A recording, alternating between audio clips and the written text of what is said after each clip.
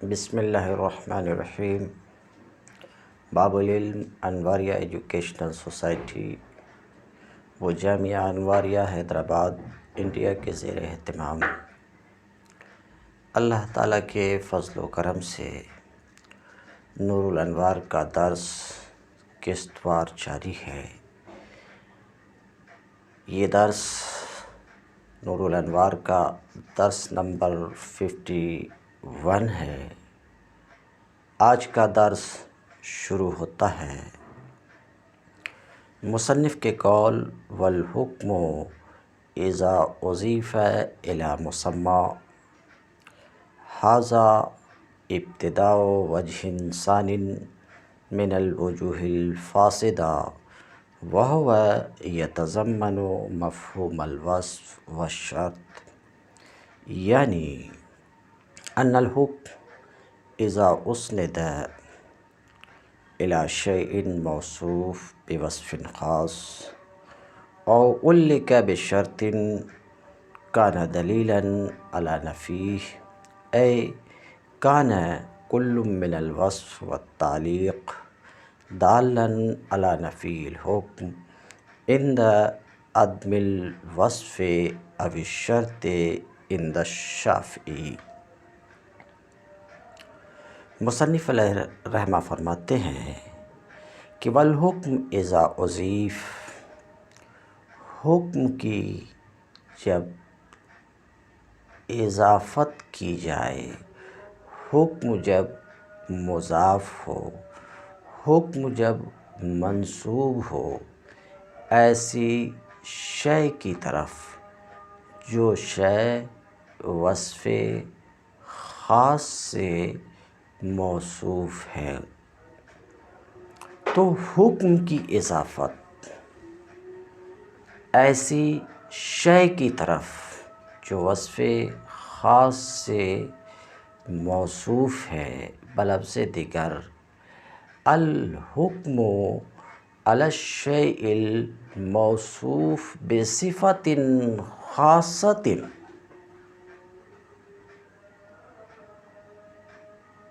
یہ ہے مصنف کی عبارت کا ماحصل کہ الحکم علی الشیء الموصوف، حکم ایسی چیز پر جو چیز وصف خاص سے موصوف ہے۔ آگے کی بات ابھی نہیں بولا ہوں کہ یہ حکم کس بات پر دلالت کرتا وہ آگے، لیکن پہلے جتنی سی بات بولی جا رہی ہے اسے سمجھ لیجیے۔ الحکم علی الشیء الموصوف بصفۃ، کسی چیز پر، ایسی چیز پر حکم لگانا جو کسی صفت سے موصوف ہے۔ اس کو ایک مثال سے پہلے سمجھ لیجیے۔ جو بات کہی گئی کہ حکم کی اضافت جب ایسی شے کی طرف کی جائے جو وصف خاص سے موصوف ہے، اس پورے جملے کو سمجھنے سے پہلے اس جملے کا ایک ٹکڑا ہے الموصوف بوصف خاص، یعنی ایسی چیز جو وصف خاص سے موصوف ہو۔ اب کہیں گے وصف خاص سے موصوف ہونے کا مطلب کہ یہاں ایک موصوف ہے اور ایک صفت ہے، اور ایک وضاحت کروں، ایک موصوف ہے اور ایک صفت ہے، مگر جو صفت ہے وہ موصوف کے ہر فرد میں وہ صفت نہیں پائی جاتی، بلکہ موصوف کے بعض افراد کے ساتھ ہی وہ صفت خاص ہو، تو یہی الشیء الموصوف بصفۃ خاص ہے۔ یعنی وصف ایسا ہے کہ شے کے تمام افراد میں نہیں پایا جاتا، بلکہ شے کے بعض افراد میں وہ وصف پایا جاتا ہے، تو کہیں گے کہ یہ شے موصوف ہے خاص صفت سے۔ الشیء الموصوف یعنی ھذا الشیء موصوف بصفۃ خاصۃ۔ اس کو ایک مثال سے سنیے، جیسے حدیث میں ہے فی الغنم الصائمہ زکوٰۃ، تو الغنم ایک شے، اور یہ فی الغنم سائمہ میں غنم شے جو ایک صفت صوم، چرنے کی صفت سے موصوف ہے۔ اب یہ چرنے کی صفت بکری کی صفت عامہ نہیں ہے کہ بکری کے ہر فرد میں یہ صفت پائی جاتی ہے، بلکہ صفت خاصہ ہے کہ چرنے کی صفت بکری کے بعض افراد میں پائی جاتی ہے۔ اپنی زبان میں کہیے، اپنی زبان میں اسی بات کی تعبیر ہم یوں کر سکتے ہیں کہ ہر بکری چرنے والی نہیں ہوتی ہے، بعض بکری چرنے والی ہوتی ہے۔ تو اس مثال کو آپ نے سنا، تو غنم یہاں وصف خاص سے موصوف ہے، اتنا تو آپ نے سن لیا۔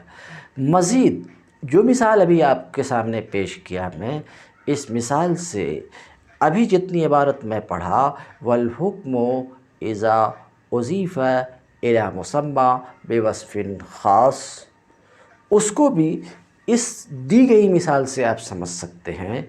کیا؟ دیکھیے تو رسول اللہ صلی اللہ علیہ وسلم کے اس فرمان میں کہ فی خمس من الغنم الصائمہ شاۃ،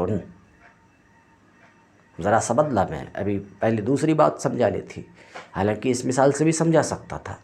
فی الغنم الصائمہ، فی خمس من الغنم الصائمہ زکوٰۃ شاۃ، 5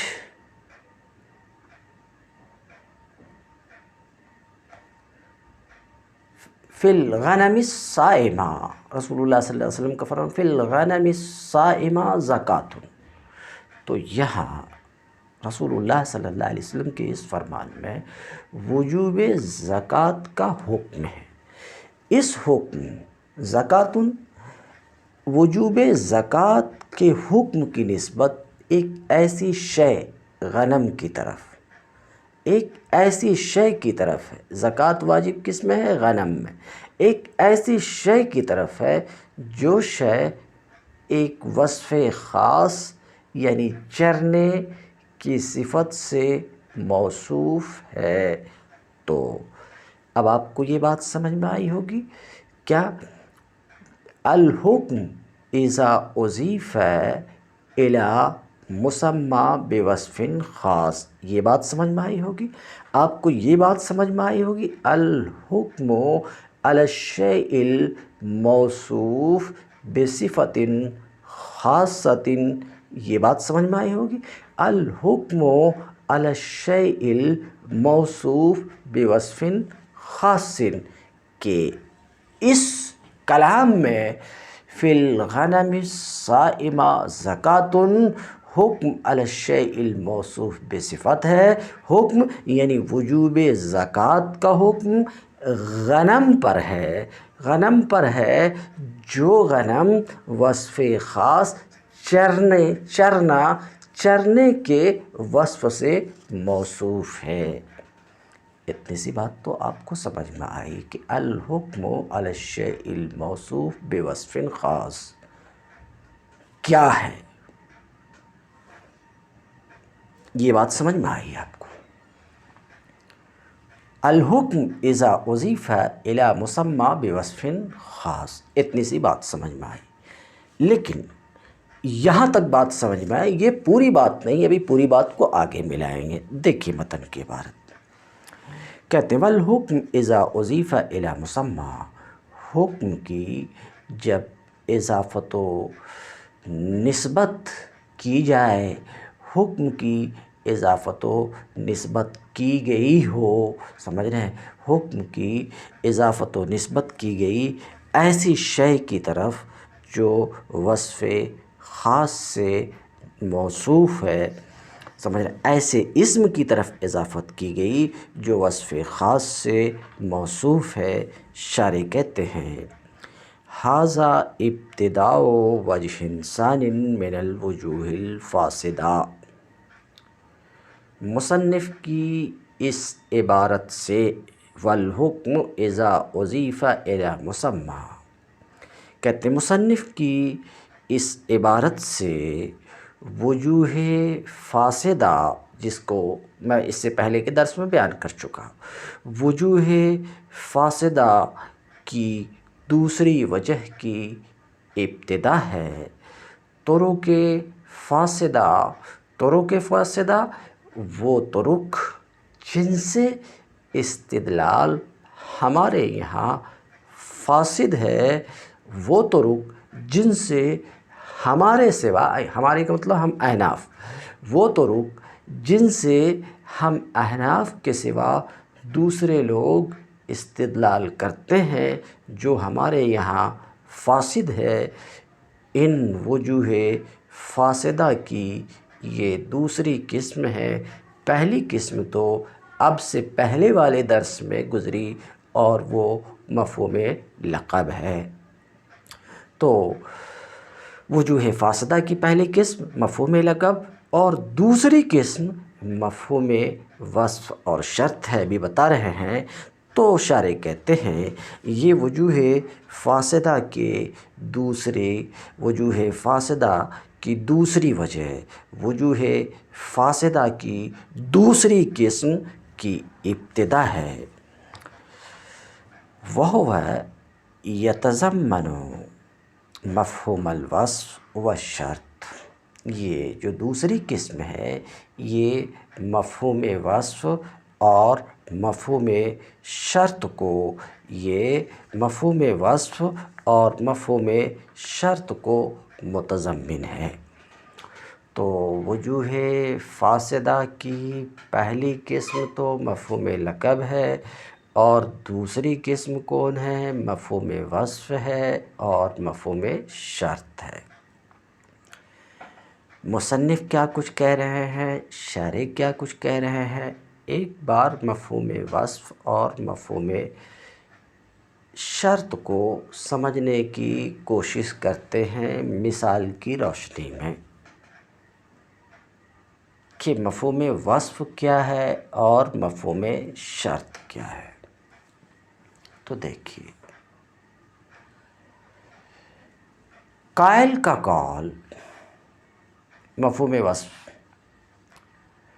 قائل کا قول فی الغنم الصائمہ زکوٰۃ۔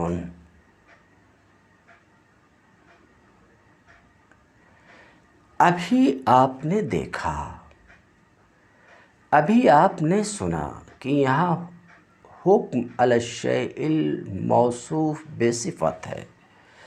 اس کلام میں حکم کی نسبت ایک ایسی شے، غنم، ایک ایسی شے کی طرف کی گئی ہے جو شے وصف خاص سے موصوف ہے، اور وہ وصف کیا ہے؟ چرنے کی صفت ہے۔ تو سماعت فرمائیے، یہاں حکم علی الشیء الموصوف بے وصف خاص ہے۔ اب بے وصف خاص بار بار نہیں بولوں گا، بے وصف بولوں گا، ٹھیک ہے؟ کہاں؟ اس کلام میں، فی الغنم الصائمہ زکوٰۃ۔ تو اس کلام کا، یہ جو کلام آپ نے سنا، اس کلام کا ایک منطوق ہے، اور منطوق کیا ہے؟ ما سبق میں وضاحت کیا ہوں، اس کلام کا منطوق ہے کہ چرنے والی بکری میں زکوٰۃ واجب ہے۔ یہ ہے منطوق، یہ ہے منطوق۔ اور اس کلام کا ایک مفہوم مخالف بھی ہے، یعنی اس کلام کا منطوق ہے، منطوق کا مطلب سمجھا چکا ہوں، اس کو بولنے کی ضرورت نہیں۔ اس کلام کا مفہوم بھی ہے، یعنی اس کلام کی ایک مفہوم پر بھی دلالت ہے، گو وہ محل نطق میں نہیں ہے، اور وہ یہ ہے کہ بکری چرنے والی نہیں ہے، یعنی غیر صائمہ ہے۔ غیر صائمہ بکری میں زکوٰۃ واجب نہیں ہے، غیر صائمہ بکری میں زکوٰۃ واجب نہیں ہے۔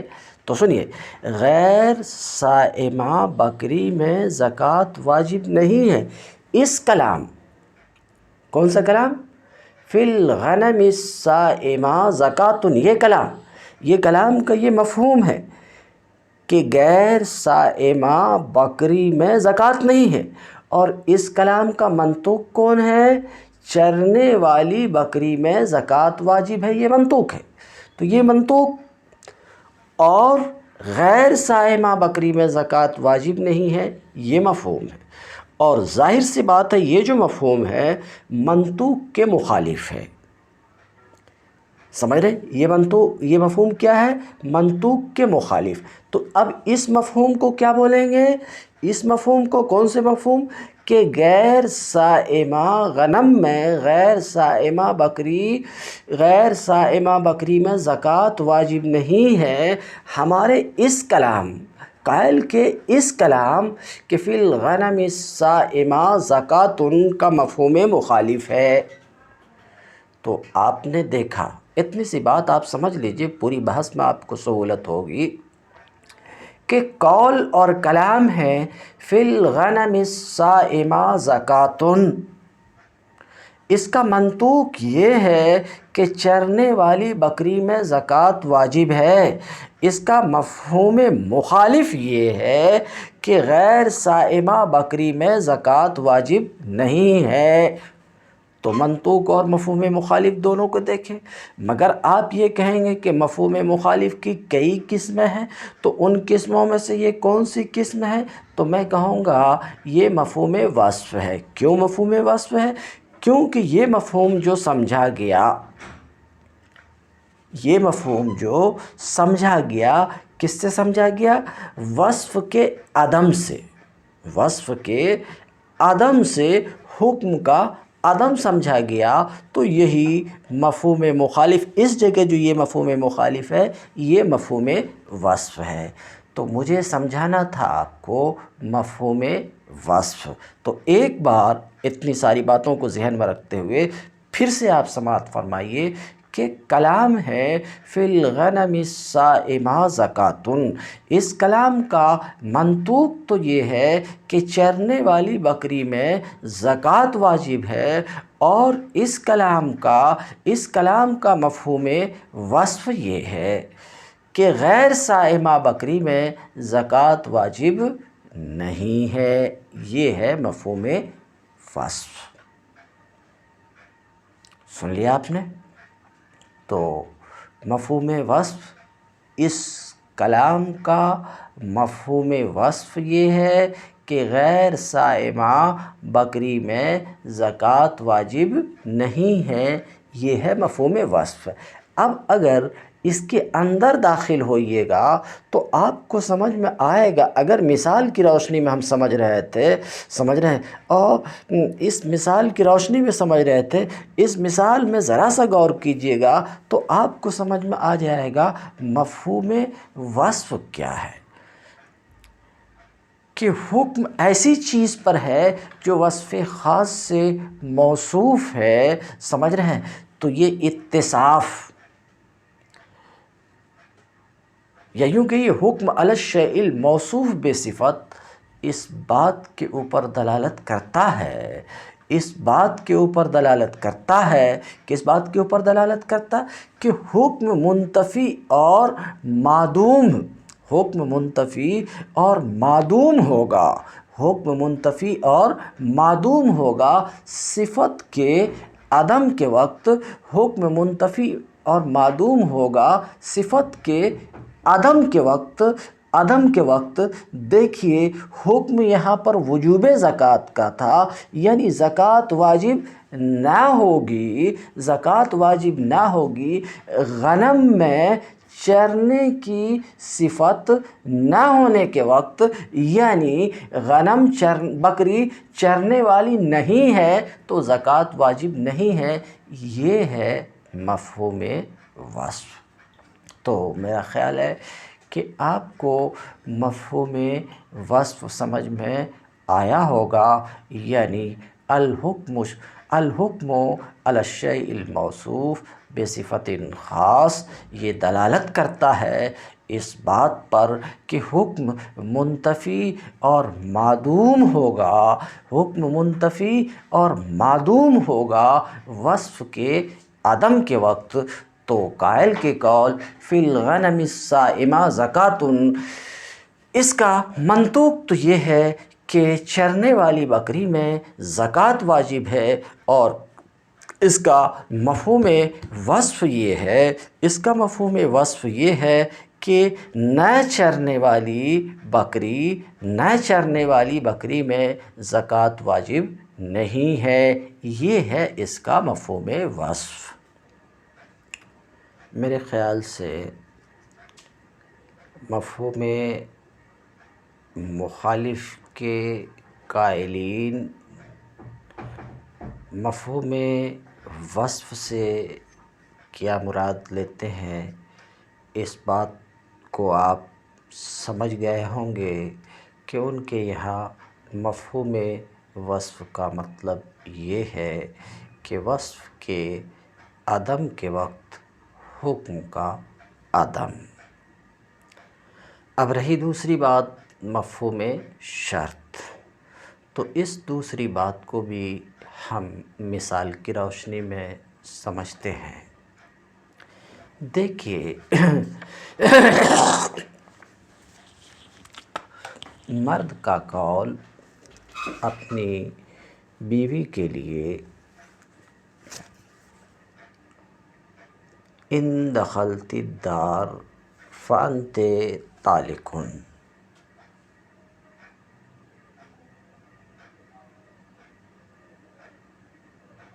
آپ کو معلوم ہے یہ کلام ہے، یہ قضیہ ہے، اور یہ قضیہ شرطیہ ہے۔ نحو کی زبان میں جملہ شرطیہ ہے، یہ آپ کو معلوم ہے۔ اب یہ جو کلام ہے، اس کلام کا ایک منطوق ہے۔ منطوق کیا ہے؟ اس کلام کا منطوق یہ ہے کہ دخول دار کے وقت طلاق واقع ہوگی۔ ان دخلت الدار فانت طالق، یہ اس کلام کا منطوق ہے، کیونکہ اس پر دخول دار کے وقت طلاق واقع ہوگی۔ اس پر مرد کا قول ان دخلت الدار فانت طالق دال ہے، اور یہ نطق کی جگہ میں ہے۔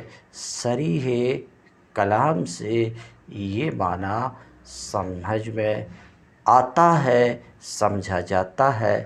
تو یہ تو ہے منطوق کہ دخول دار کے وقت طلاق واقع ہوگی، تو اس کلام کا یہ ہے منطوق۔ اس کلام کا ایک ہے مفہوم، اور وہ مفہوم کیا ہے؟ عدم دخول دار،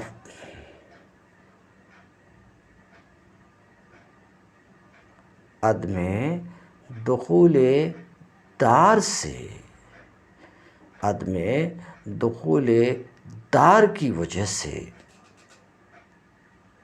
حکم طلاق منتفی ہوگا۔ اپنی زبان میں اس کو بولیے، طلاق واقع نہیں ہوگی، طلاق واقع نہیں ہوگی دخول دار کا تحقق نہ ہونے پر، دخول دار کے نہ پائے جانے پر، دخول دار کے نہ پائے جانے پر طلاق واقع نہ ہوگی۔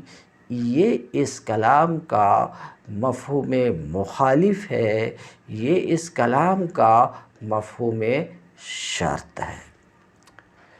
تو آپ نے دیکھا قائل کے قول ان دخلت الدار فأنت طالق کا ایک منطوق ہے، اور وہ آپ نے سن لیا کہ منطوق کیا ہے، دخول دار کے وقت طلاق کا واقع ہونا، اور اس کلام کا ایک مفہوم مخالف یعنی مفہوم شرط ہے، اور وہ یہ کہ طلاق واقع نہیں ہوگی، طلاق واقع نہیں ہوگی شرط کے عدم کے وقت، دخول دار کے نہ پائے جانے کے وقت۔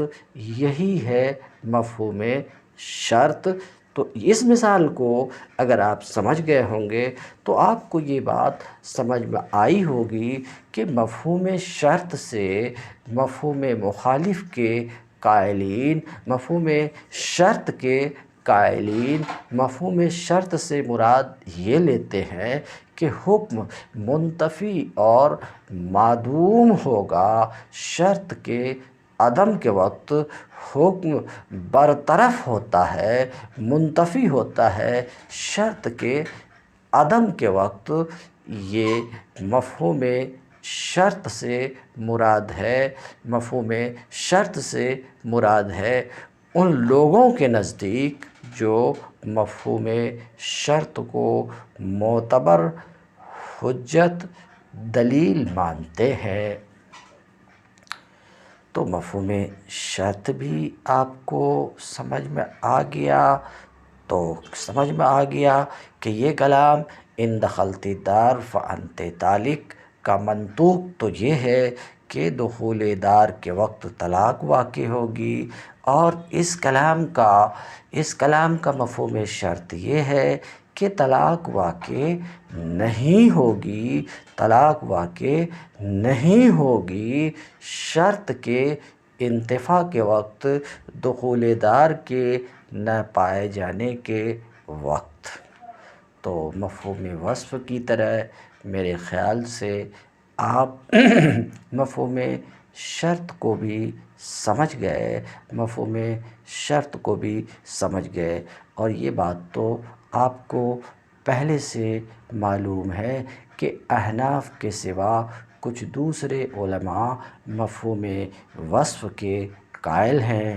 امام شافعی ہی مفہوم وصف کے قائل ہیں، امام شافعی مفہوم وصف کے قائل ہیں، مفہوم شرط کے قائل ہیں، اور ابھی جتنی بھی گفتگو ہوئی ان کے مذہب کے مطابق گفتگو ہوئی رہی یہ کہ ہمارا کیا خیال ہے مفہوم وصف کے بارے میں، مفہوم شرط کے بارے میں، تو اس پر ابھی تک میں کوئی گفتگو نہیں کیا ہوں، گفتگو ان کے خیال کے مطابق کیا ہوں، ان کے نظریے کے مطابق کیا ہوں، ان کے مذہب کے مطابق کیا ہوں، جو مفہوم وصف اور شرط کو مانتے ہیں۔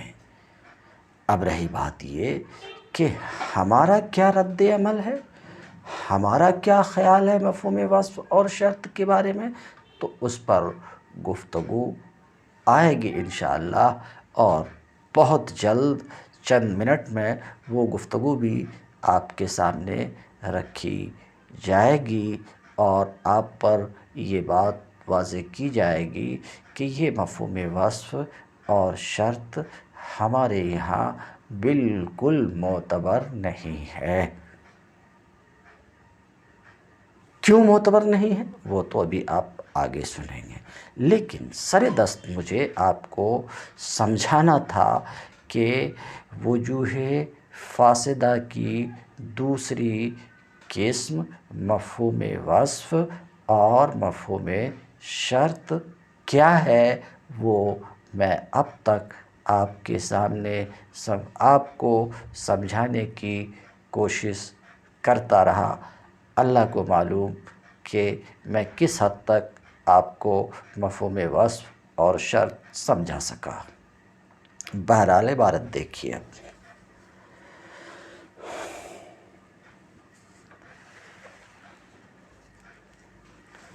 تو کہتے ہیں یہ دوسری قسم وہ یتضمن، یہ دوسری قسم مفہوم وصف اور مفہوم شرط کو متضمن ہے. بات ختم ہو چکی.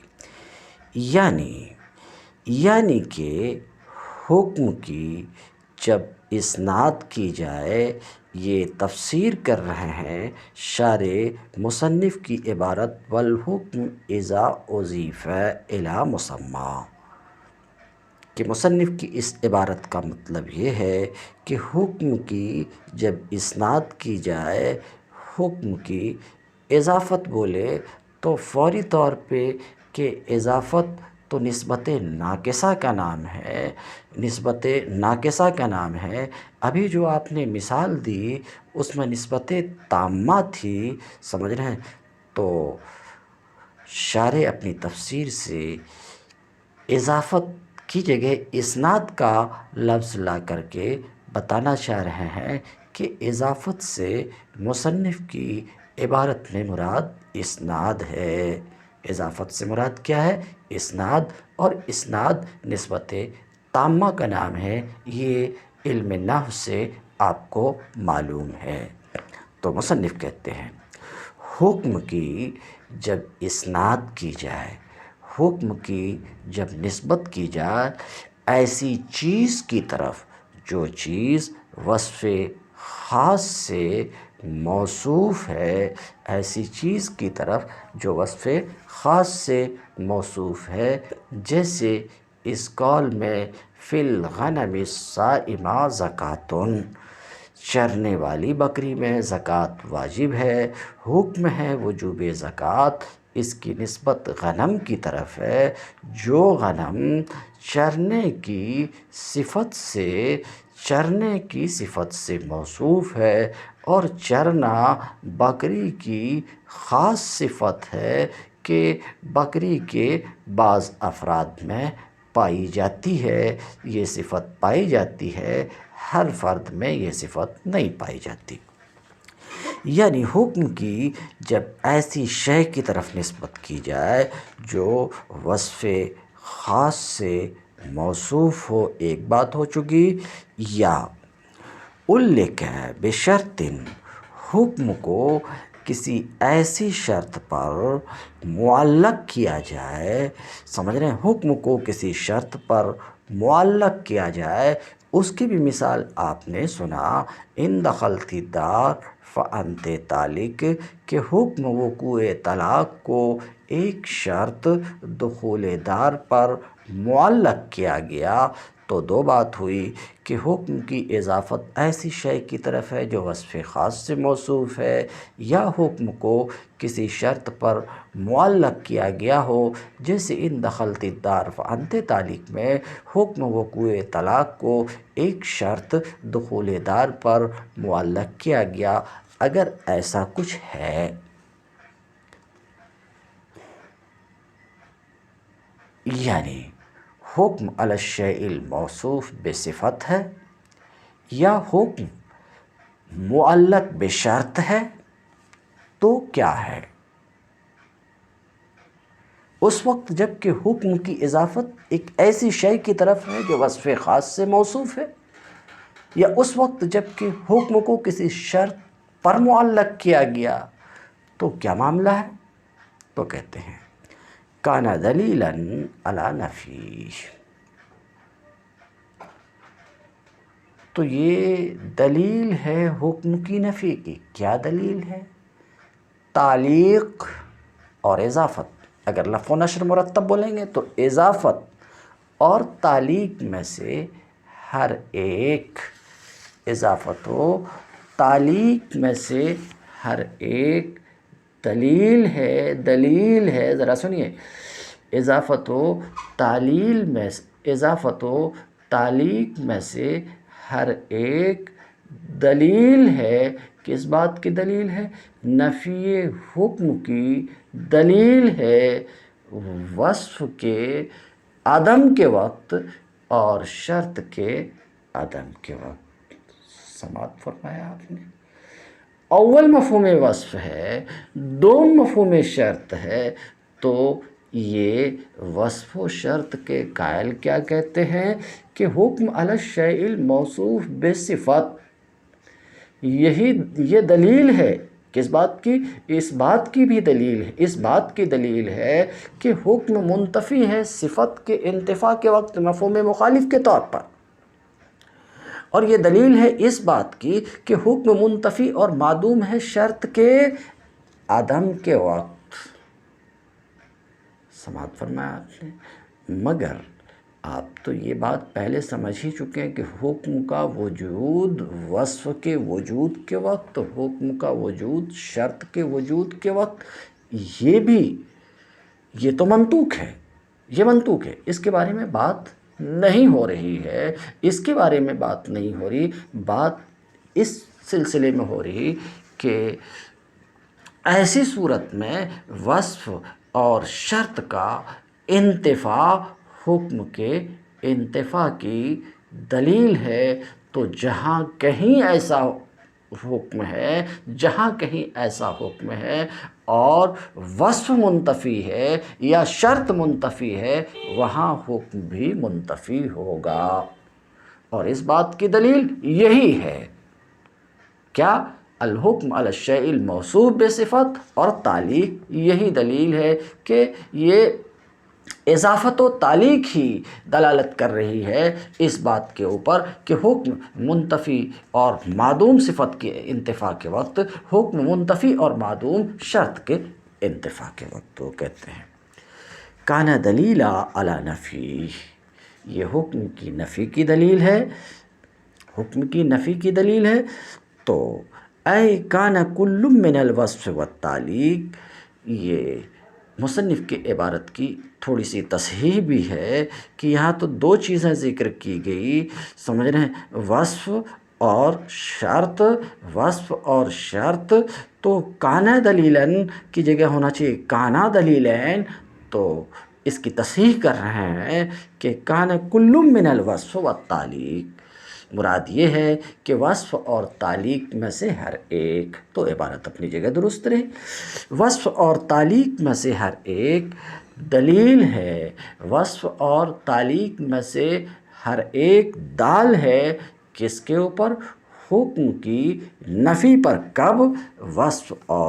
وصف یا شرط کے عدم کے وقت، عند الشافعی، امام شافعی کے نزدیک۔ تو اب آپ سمجھ گئے ہوں گے کہ مفہوم وصف اور مفہوم شرط کے قائل امام شافعی رحمۃ اللہ علیہ ہیں، یعنی امام شافعی رحمۃ اللہ علیہ یہ کہتے ہیں کہ الحکم علی الشیء الموصوف بوصف خاص یدل علی نفی الحکم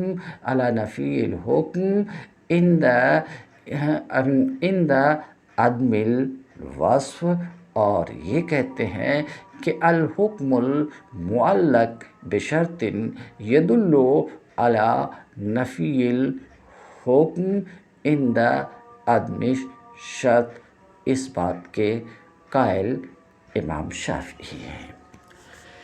یہ ضابطہ اگر آپ کو سمجھ میں آ گیا کہ مفہوم وصف اور مفہوم شرط کے قائل امام شافعی ہیں، اور امام شافعی کا ایسا ماننا ہے کہ حکم علی الشیء الموصوف بصفت حکم کی نفی پر دلالت کرتا ہے صفت کے انتفاع کے وقت، اور الحکم المعلق بشرط یہ حکم کی نفی پر دلالت کرتا ہے شرط کے انتفاع کے وقت۔ اگر یہ ضابطہ سمجھ میں آ گیا تو اب اس ضابطہ پر آپ تفریع سنیں، اس ضابطہ پر تفریع سنیں۔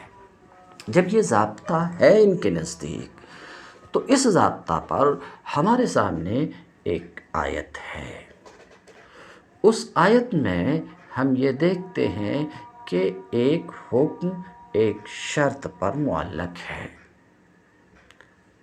ابھی میں آیت رکھتا ہوں، اور پھر اسی آیت میں یہ بھی ہم پاتے ہیں کہ ایک حکم کی اضافت ایک ایسی شے کی طرف ہے جو وصف خاص سے موصوف ہے۔ تو آیت ابھی میں آپ کے سامنے رکھتا ہوں۔ ایسی صورت میں اس آیت کی آیت آ رہی ہے آپ کے سامنے، اس آیت کے منطوق پر میں گفتگو نہیں کروں گا، کیونکہ اس سلسلے میں گفتگو ہو نہیں رہی ہے۔ منطوق آپ کو معلوم ہی ہے، منطوق آپ کو معلوم ہی ہے، تو اس آیت کا مفہوم مخالف اس ضابطے کے بنا پر یہ ہوگا کہ حکم منتفی اور معدوم ہوگا شرط کے انتفاع کے وقت، اسی طریقے سے حکم منتفی اور معدوم ہوگا، حکم منتفی اور معدوم ہوگا وصف کے عدم کے وقت۔ آیت وہ یہ ہے، وَمَن لَّمْ يَسْتَطِعْ مِنكُمْ طَوْلًا أَن يَنكِحَ الْمُحْصَنَاتِ الْمُؤْمِنَاتِ فَمِمَّا مَلَكَتْ أَيْمَانُكُمْ مِنْ فَتَيَاتِكُمُ الْمُؤْمِنَاتِ، یہ آیت ہے۔ ترجمہ پہلے آپ سن لیجئے، تم میں سے جو کوئی قدرت نہ رکھتا ہو، وَمَن لَّمْ يَسْتَطِعْ مِنكُمْ طَوْلًا، تم میں سے جو کوئی قدرت نہ رکھتا ہو، تم میں سے جو کوئی قدرت نہ رکھتا ہو کہ آزاد مسلمان عورتوں سے ان ينكح المحصنات المؤمنات، آزاد مسلمان عورتوں سے نکاح کرے، تو تم میں سے جس کسی میں آزاد مسلمان عورتوں سے نکاح کی استطاعت و قدرت نہ ہو، وہ کیا کرے؟ فَمِمَّا مَلَكَتْ أَيْمَانُكُمْ، تو وہ نکاح کرے، اسے نکاح کرنا چاہیے اپنے ہاتھوں کی مملوکات میں سے کسی مملوکہ سے، اپنے ہاتھوں یعنی اپنے بھائی کے ہاتھوں کی باندیوں میں سے کسی باندی سے۔ ٹھہر جائیے، یہیں پر رکیے، ابھی آگے بعد میں جائیں۔ تو یہاں حکم ہے نکاح کا، کس سے؟ نکاح امت کا، مگر یہ حکم باندی سے جو نکاح کا حکم ہے یہ ایک شرط پر معلق ہے، کیا؟ عدم طول حرہ من لم یستطع منکم طولا، تو حکم اس آیت میں حکم کیا ہے؟ نکاح امت، باندی سے نکاح کا حکم، مگر یہ حکم ایک شرط پر معلق ہے، اور شرط کیا ہے؟ عدم قدرت حرہ، حرہ سے نکاح کی قدرت نہ ہونا، یہ شرط ہے۔ سنا آپ نے؟ تو یہ مثال، یہ آیت جو رکھ رہے ہیں، یہ مثال ہو گئی کس کی؟ اس حکم کی جو ایک شرط پر معلق ہے، کیونکہ حکم ہے نکاح امت کا اور یہ ایک شرط پر معلق ہے، اور وہ شرط کیا ہے؟ عدم قدرت حرہ، یعنی حرہ سے نکاح کی قدرت نہ ہونا، یہ شرط ہے۔ تو یہاں کون سی بات پائی گئی؟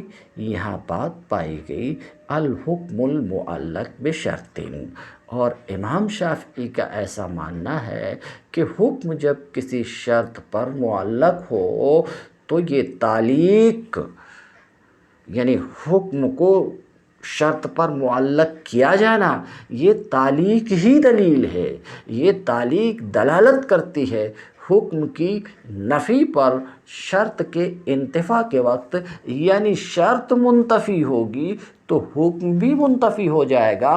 تو اب ایک کوئی ایسا شخص ہے جس میں آزاد عورت سے نکاح کی طاقت ہے، ایک مومن میں آزاد عورت سے نکاح کی طاقت ہے، تو شرط منتفی ہوئی،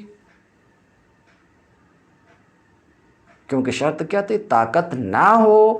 تو ایک آدمی میں اگر ایک شخص میں کسی شخص میں آزاد عورت سے نکاح کی طاقت ہے تو شرط منتفی، اور انہوں کیا کہتے ہیں کہ تعلیق میں شرط کا انتفاع حکم کے انتفاع کا موجب ہوتا ہے، شرط کے انتفاع سے حکم منتفی ہوتا ہے۔ تو وہ شخص جس میں قدرت ہے آزاد عورت سے نکاح کی، اس کے لیے نکاح جائز نہیں ہے باندی سے۔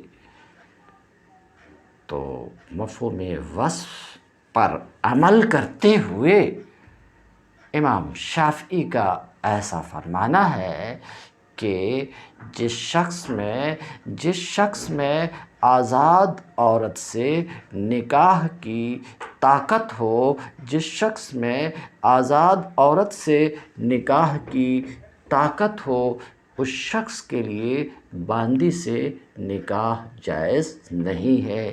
یہ تو مفہوم وصف کی مثال آپ کو دیا، مفہوم شرط کی مثال دیا۔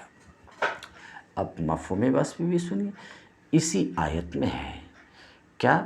فَمِمَّا مَلَكَتْ أَيْمَانُكُم مِّن فَتَيَاتِكُمُ الْمُؤْمِنَاتِ۔ تو من فتياتكم المؤمنات، فتياتكم المؤمنات کیا مطلب ہے؟ نکاح کرے اپنی باندیوں سے، یعنی اپنی بھائی کے باندیوں سے، کیونکہ خود اپنی باندی سے نکاح جائز نہیں، یہ بات آئے گی، یہ ضمنی مسئلے میں نہیں پڑھ رہا ہوں۔ تو نکاح کرے، کس سے نکاح کرے؟ مومن باندیوں سے۔ یہاں پر کیا ہے؟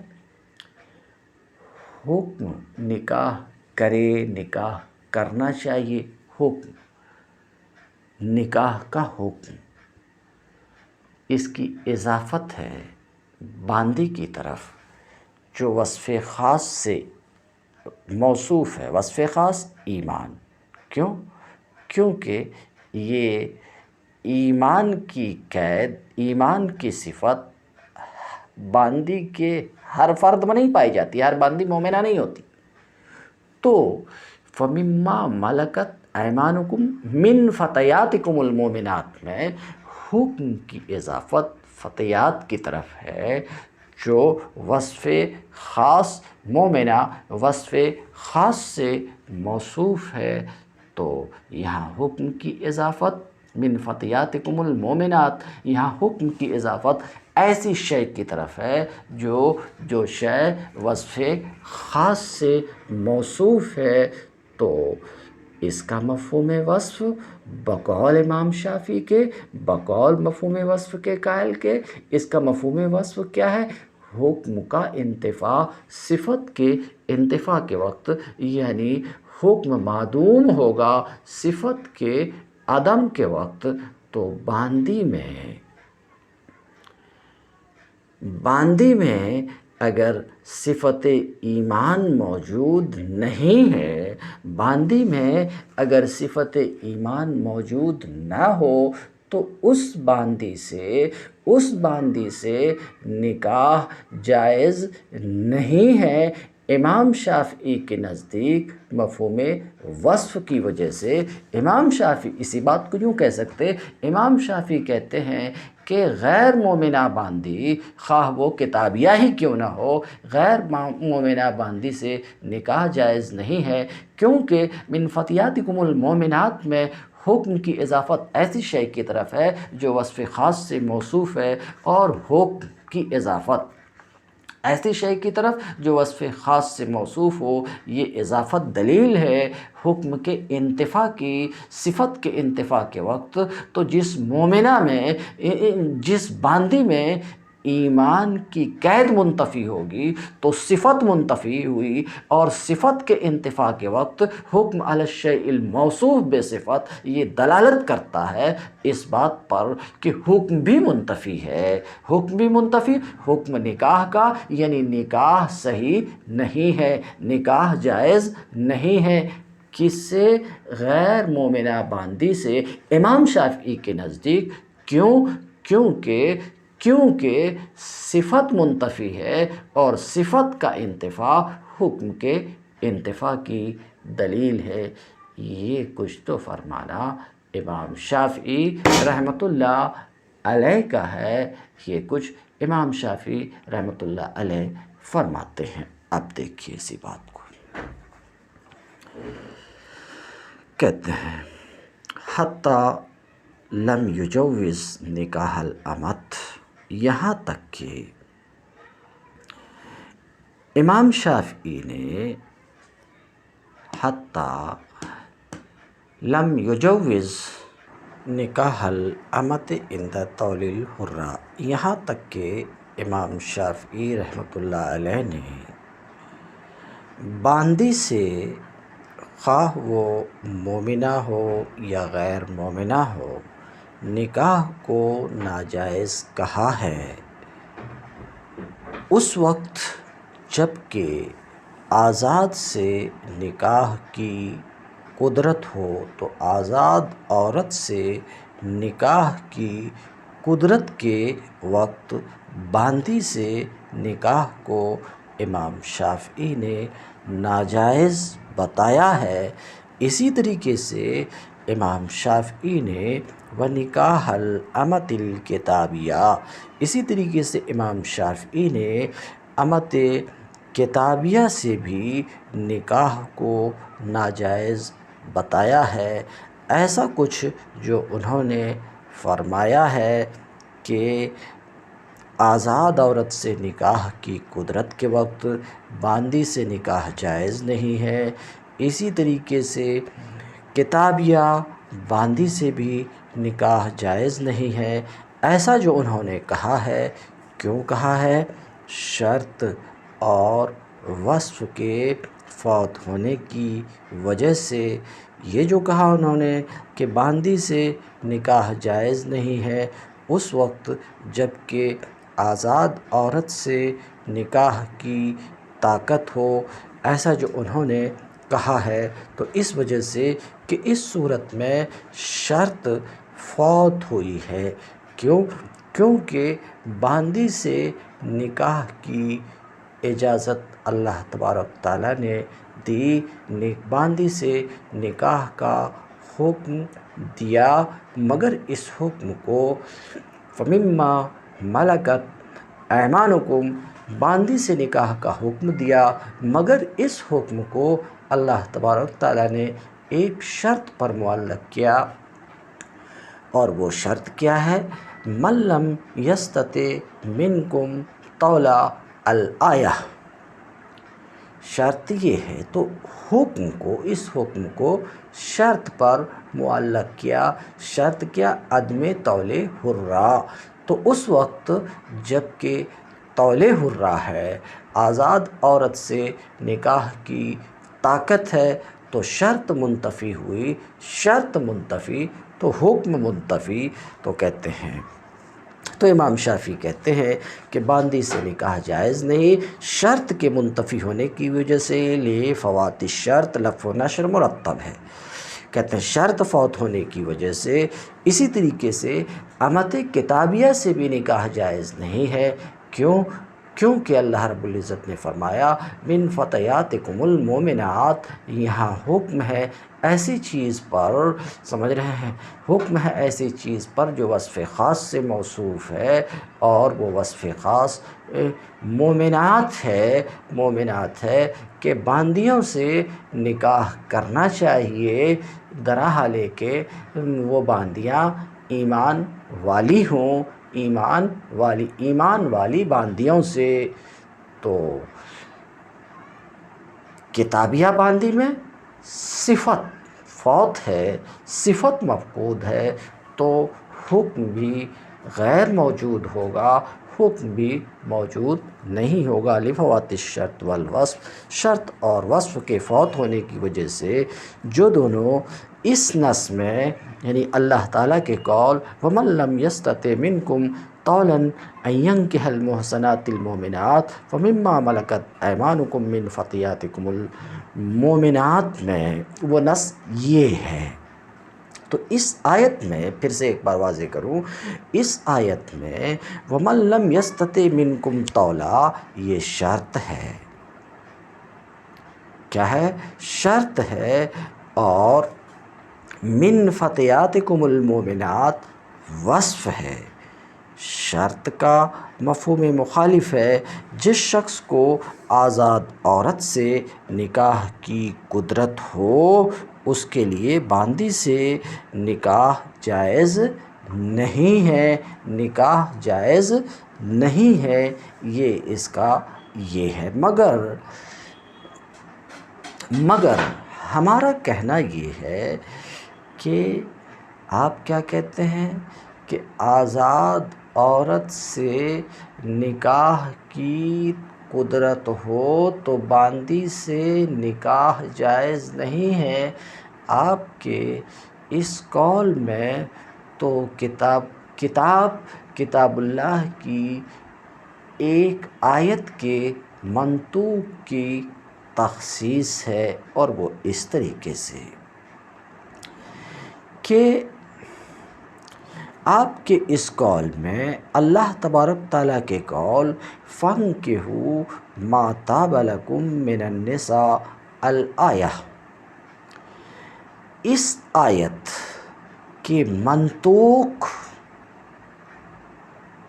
جو بھی عورت تمہیں بھائے اس سے نکاح کرو تو کسی بھی پسندیدہ عورت سے نکاح جائز ہے، یہ عام ہے، اور یہ اس آیت کا منطوق ہے.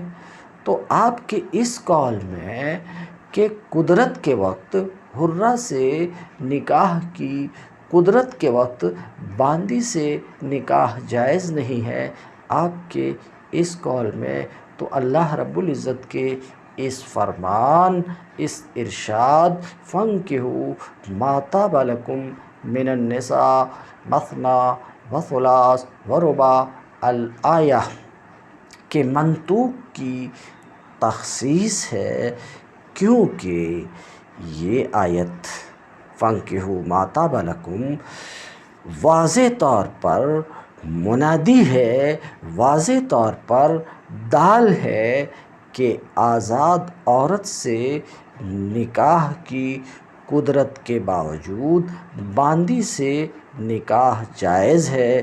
اسی طریقے سے اس آیت کا منطوق دال ہے اس بات پر کہ امت کتابیہ سے بھی نکاح جائز ہے، اور بلا شبہ عام منطوق کی تخصیص،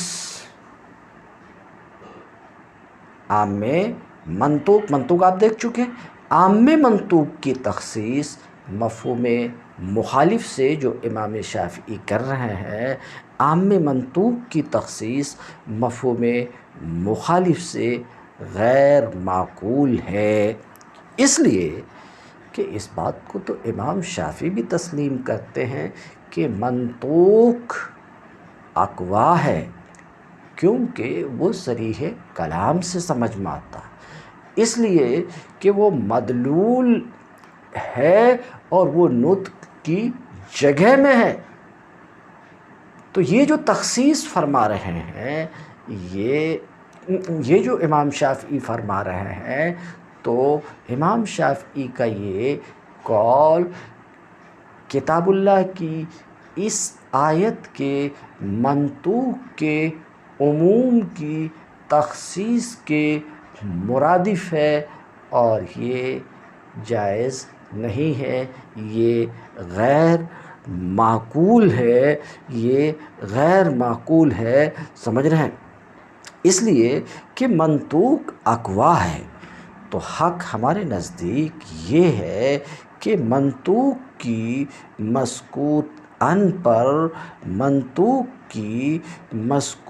ان پر بالکل کوئی دلالت نہیں ہوا کرتی ہے. اب اگر اس پر یہ کہا جائے کہ اگر مفہوم وصف اور شرط کی ما ادا سے حکم کی نفی پر دلالت نہ ہو تو وصف اور شرط کا ذکر کیا جانا بے فائدہ ہو جائے گا. اگر یہ کہا جائے تو اس کے جواب میں عرض کروں گا کہ جناب،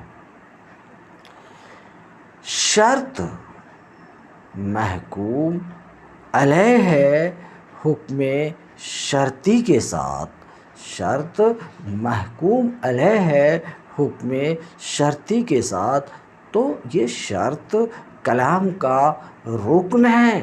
مقدم جملہ شرطیہ میں مقدم یہ کلام کا رکن ہے۔ اسی طریقے سے موصوف اس اعتبار سے کہ موصوف ہے وہ کلام کا رکن ہے، تو رکن کا ذکر کیا جانا تو یہ کلام کے ضروریات و لوازم میں سے ہے، تو یہاں اور کسی فائدے کا کلام مقتضی ہے ہی نہیں، لہٰذا شرط اور وصف کا ذکر کیا جانا بے فائدہ کیوں کر ہو سکتا ہے؟ جملہ شرطیہ ہے، قضیہ شرطیہ ہے، تو مقدم کا ذکر کیا جانا یہ تو لازمی ہے، مقدم کا ذکر کیا جانا لازمی ہے، کیونکہ وہ کلام کا ایک رکن ہے، جزء لا ینفک ہے۔ اسی طریقے سے موصوف کا ذکر بھی، موصوف کا ذکر بھی سمجھ رہے ہیں، یہ رکن کلام کی حیثیت سے ہے، تو اور کسی فائدے کی کوئی چندہ ضرورت نہیں رہ جاتی اور کلام بے فائدہ نہیں ہوتا ہے۔ سمجھ رہے ہیں؟ تو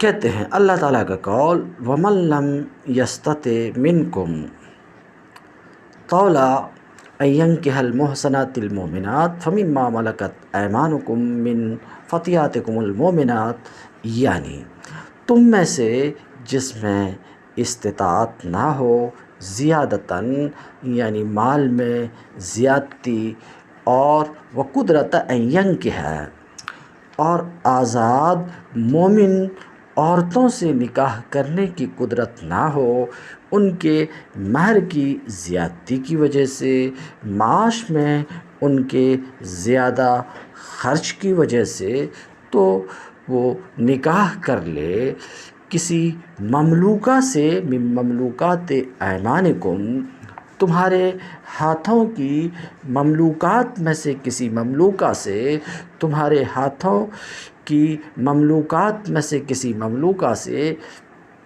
اے مملوکۃ من مملوکات ایمانکم، اے ایمان اخوانکم، کہتے ہیں یعنی اپنے بھائی کے ہاتھوں کی، اس سے اشارہ کرنا چاہ رہے ہیں کہ مضاف مقدر ہے، اذ لا یجوز، اس لیے کہ اپنی مومن باندیوں میں سے کسی باندی سے، اپنی باندی سے تو بالکل نکاح ہی جائز نہیں ہے۔ مصنف کا قول، صاحب نور الانوار کا قول اذ لا یجوز، یہ دلیل ہے کہ مراد اللہ تعالیٰ کے قول ایمانکم سے ایمان و اخوانکم ہے، مضاف کے حذف کے ساتھ، مراد یہ نہیں ہے کہ خود اپنے ایمان کے، اس لیے کہ اپنی باندی سے تو بالکل نکاح ہی جائز نہیں ہے، کیونکہ مولا کے لیے اس کی باندی تو بلا نکاح کے ہی جائز ہے۔ اذ لا یجوز، اس لیے کہ باندی سے، اپنی باندی سے تو بالکل نکاح جائز ہی نہیں ہے۔ فاللہ تعالیٰ قد نص،